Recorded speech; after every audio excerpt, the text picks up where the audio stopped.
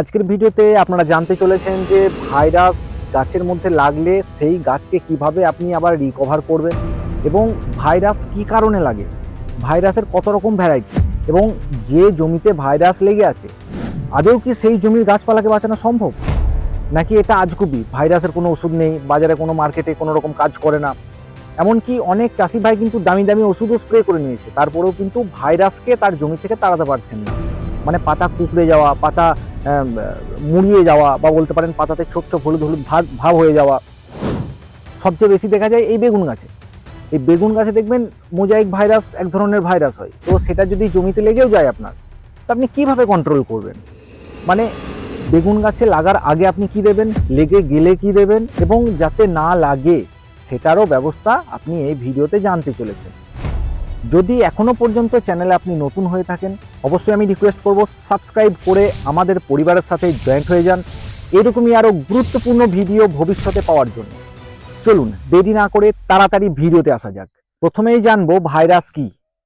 Virus হলো এক ধরনের শুষ্ক জীব, যেটিকে ইংরেজি ভাষায় মাইক্রো অর্গানিজমও বলা যায়।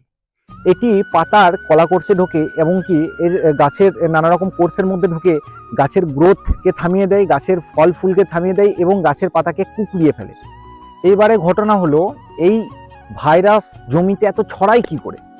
বা একটা গাছে দেখলেন আজকে লেগে রয়েছে, আপনি 10 দিন পরে এসে দেখবেন আশেপাশে অনেক গাছের মধ্যে কিন্তু এই ভাইরাসের আক্রমণ হয়ে ফেলেছে। এই যে একটা থেকে দুটো, দুটো থেকে পাঁচটা, পাঁচটা থেকে 10টা গাছের মধ্যে যে ভাইরাস ছড়িয়ে যায়, এই ছড়ানোটার কাজকে করে জানেন? সাকিং পেস্ট, মানে রস চোষক পোকা। আপনার জমিতে যে রস চোষক পোকাগুলি রয়েছে, এগুলো যে শুধু রস চুষে বসে থাকবে বা ওষুধ দিলে মারা যাবে তা নয়, এটা কিন্তু আপনার ভাইরাসেরও কিন্তু বাহক। যেমন ধরে নিন সাদামাছি, অ্যাফিড, জ্যাসিড, নানা রকম রস চোষক গুড়ি পোকাগুলো কি করে। এবার হয়তো আপনি বলবেন যে এই রস চোষক পোকাগুলো কিভাবে জমিতে এত ভাইরাসকে ছড়ায়। ধরে নিন আপনার জমিতে যে কোনো একটা গাছের মধ্যে মোজাইক ভাইরাস থেকে শুরু করে যে কোনো ভাইরাসের একটা আক্রমণ হয়েছে, ঠিক আছে, এবং সেই গাছের মধ্যে যদি কোনো রকম চোষক পোকা বসে তার রসকে চুষে খায় এবং সেই পোকাটাই যদি উড়ে গিয়ে অন্য গাছের মধ্যে বসে, তাহলে কিন্তু সেই গাছটারও ওই প্রথমকার গাছটার মতনই হালাত হবে বা ওই রকমই দশা হবে। মানে সেই গাছের মধ্যেও কিন্তু সেই ভাইরাসটা ছড়িয়ে পড়বে। শুধু তাই নয়, এই যে যারা ওপেন ফিল্ডে চাষ করছেন, যারা ড্রেনে ড্রেনে ভিলিতে ভিলিতে জল দিচ্ছেন, ধরে নিন একটা গাছের মধ্যে মোজাইক ভাইরাস প্রচুরভাবে আক্রান্ত হয়েছে, সেই গাছ হয়ে যদি জল পেরিয়ে পরের গাছে যায়, তার পরের গাছেও কিন্তু এই মোজাইক ভাইরাস হয়ে যাওয়ার একটা ব্যাপক সম্ভাবনা আছে। তাছাড়া আরও একটা কারণের জন্যও কিন্তু এই ভাইরাস আপনার জমিতে আসতে পারে। শুধু যে পাতা হলুদ হয়ে যাওয়া মোজাইক ভাইরাস তাই নয়, ভাইরাসের কিছু কিছু লক্ষণ আছে, ওটা আমি একটু পরেই বলছি। এবং শুধু যে এই সাদামাছি এবং জল প্রবাহের জন্যই যে এই মোজাইক ভাইরাসটা আপনার জমিতে ছড়াবে সেটাই নয়, এটা ছড়ানোর আরও একটা সবচেয়ে বড় কারণ হলো বীজ। দেখুন, যে বীজটা আপনি আপনার জমিতে রোপণ করছেন, সেই বীজটা যে কোন গাছে থেকে নেওয়া সেটা তো আপনি জানেন না। ওই গাছের মধ্যে যদি কোনো রকম ভাইরাসের আক্রমণ হয়ে থাকে, তাহলে যে ওই গাছের মধ্যে যে বীজটা তৈরি হবে, সেই বীজটা যদি আপনি আপনার জমিতে রোপণ করেন, 90 থেকে 95% চান্স আছে কিন্তু ওই ভাইরাস আপনার জমিতেও প্রবেশ করবে। তো আমরা বারবার কেন বলি যে জমিতে কোনো রকম বীজ ফেলার আগে অতি অবশ্যই শোধন করে নেবেন বীজকে। কি দিয়ে শোধন করবেন আমি অনেক ভিডিওতে জানিয়েছি, তবু আর একবার বলে দিই, প্লেন কার্বনডিজাম দিয়ে শোধন করলেই কিন্তু হয়ে যায়, মানে বেবিস্টেল। এটা দিয়েও শোধন করতে পারেন, না হলে বাজারে সাপ পাউডার থেকে শুরু করে নানা রকম জিনিস দিয়ে আপনি শোধন করতে পারেন। প্রত্যেক লিটারে 5 গ্রাম হারে মিশিয়ে বীজকে ভিজিয়ে রাখবেন। এবার আপনার যতটা বীজ সেই হিসাবে আপনি মাত্রা বুঝে নেবেন। এইবারে আপনারা যেটা জানতে চলেছেন সেটা হলো ভাইরাসকে চেনার উপায়। যে আপনার জমিতে কি ভাইরাস এসছে আপনি কি করে বুঝবেন? প্রথম যেটি দেখলে আপনি বুঝতে পারবেন সেটি হলো, গাছের পাতা দেখবেন কিছুটা ছোট হয়ে আসছে এবং পাতাটা কুকড়িয়ে যাচ্ছে। পাতাটা কিন্তু কাঁচা আছে, ভালো করে বুঝুন, পাতা কিন্তু কাঁচা থাকবে, পাতার মধ্যে রস থাকবে, কিন্তু পাতাটা অনেকটা কুকড়ে যাবে, পাতাটা অনেকটা সিকুড়ে যাবে। তাহলে আপনি বুঝে নেবেন কিন্তু আপনার জমিতে ওই ভাইরাসের আক্রমণ একটা আবির্ভাব হতে চলেছে। এই রোগটা সবচেয়ে বেশি দেখা যায় আপনার লঙ্কা গাছে, মরিচ গাছে সবচেয়ে বেশি পরিমাণে এই লিফ কার্ল ভাইরাসটার আক্রমণ বেশি দেখা যায়। দ্বিতীয় যে কারণটি আপনারা দেখলে বুঝতে পারবেন সেটি হলো, আপনারা কিন্তু অনেকজনই এই রোগটাকে চেনেন, যেমন হচ্ছে মোজাইক ভাইরাস। কিরকম হয়? গাছের পাতা, মানে এই ভাইরাসের আক্রমণ হবে সবসময় গাছের ডগার থেকে, গাছের গোড়ার পাতা কোনোদিন কুকড়াবে না। ভাইরাসের আক্রমণ সবসময় গাছের ডগার থেকে হয়। গাছের ডগার পাতা দেখবেন ছোট হয়ে আসছে এবং হলুদ ভাব একটা হয়ে এসছে, তখন আপনি বুঝতে পেরে যাবেন যে গাছের মধ্যে মোজাইক ভাইরাসের আক্রমণ হয়ে গেছে। এবং তৃতীয় নাম্বার যে জিনিসটি দেখলে আপনি বুঝতে পারবেন সেটি হলো ফলের মধ্যে। কিভাবে?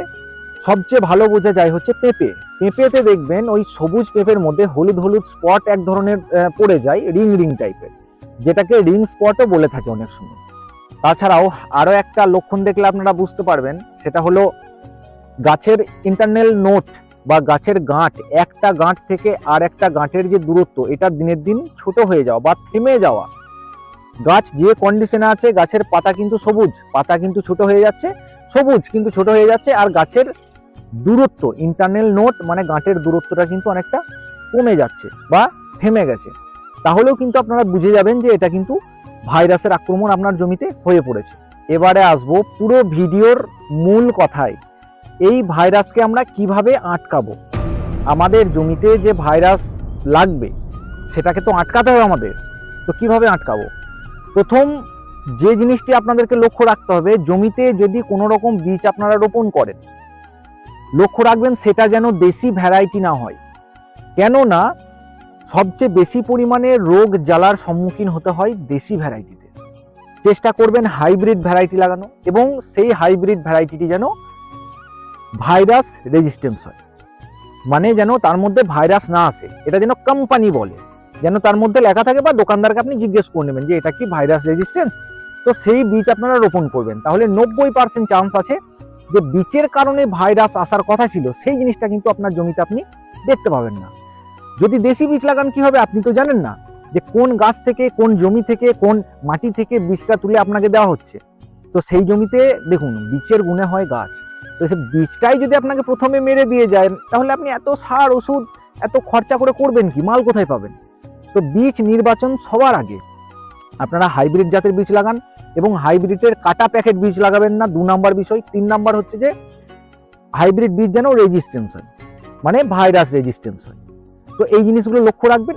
দ্বিতীয় যে কাজটি আপনাদেরকে একদম মনোযোগ সহকারে করতে হবে সেটি হলো সাকিং পেস্টকে কন্ট্রোল করতে হবে, মানে রস চোষক পোকাকে আপনার জমিতে ঢুকতে দিলেই চলবে না। তার জন্য কি করতে হবে?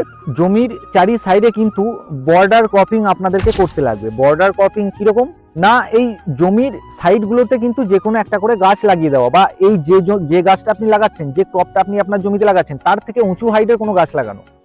মানে ধরে নিন এই বেগুন লাগাচ্ছেন, তার বাইরে কিন্তু ভুট্টা লাগিয়ে দিন, সুইট কর্ন লাগিয়ে দিন, তাহলে এই বেগুন গাছের থেকে একটু বড় হবে। বা অন্য কিছু সবজি লাগাচ্ছেন, তার বাইরে বাইরে একটা করে মানে বর্ডার ক্রপিং করে দিন, মানে তার বাইরে বাইরে যে কোনো একটা করে গাছ লাগিয়ে দিন। এবং যদি মনে হচ্ছে যে ভুট্টা লাগাবো না, আপনারা কিন্তু গাঁদা ফুল, এই গাঁদা ফুল গাছটাকে কিন্তু আপনার জমিতে সাইডে আশেপাশে করে লাগিয়ে রাখতে পারেন।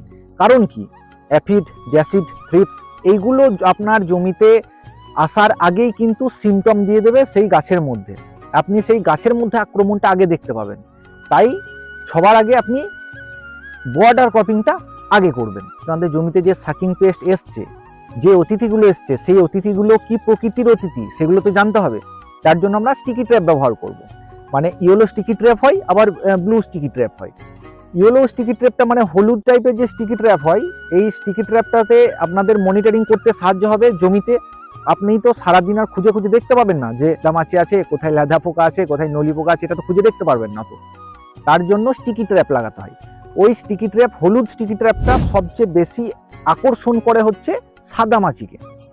আপনার জমিতে যখনই স্টিকি ট্র্যাপ লাগাবেন দেখবেন সাদা মাছিগুলো এসে স্টিকি ট্র্যাপের উপর বসেছে আর মানে চিপকুর মতো লেগে গেছে, তাহলে আপনি বুঝতে পারবেন যে জমিতে সাদা মাছি রয়েছে। এবার যদি সাদা মাছির বদলে অন্য কিছু থাকে, তার জন্য ব্লু স্টিকি ট্র্যাপটা লাগাবেন। সেখানে থ্রিপস, যেটা আপনার লঙ্কা, বেগুনের বলতে পারেন বা টমেটোই বলতে পারেন, এগুলো দেখুন পাতাকে কুকড়িয়ে দেয় ওরাও। তো এইটাকেও কিন্তু মনিটরিং করতে কাজে লাগবে ওই ব্লু স্টিকি ট্র্যাপ। থ্রিপসটা বেশি এসে ওই আকর্ষিত হয় ওই ব্লু স্টিকি ট্র্যাপের উপরে। থ্রিপস মানে হচ্ছে চুষি পোকা।